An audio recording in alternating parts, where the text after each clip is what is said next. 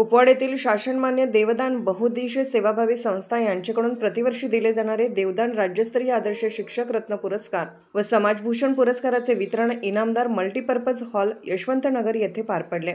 कार्यक्रमाचे स्वागत संस्थेचे सचिव प्राध्यापक अजिंक्य मोहिते यांनी केले, तर प्रास्ताविक संस्थेचे अध्यक्ष तथा राष्ट्रीय आदर्श शिक्षक पुरस्कार विजेते अनिल मोहिते यांनी केले।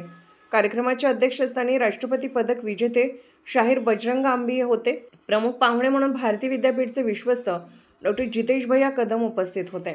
यावेळी डॉक्टर जितेश भैया कदम यांनी संस्थेच्या उपक्रमाचे कौतुक केले।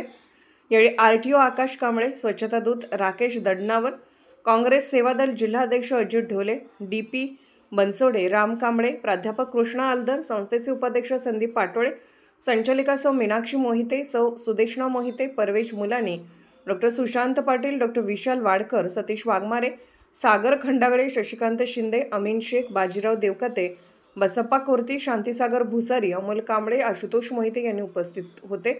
सत्र संचालन सरोज बाबरसर यांनी केले।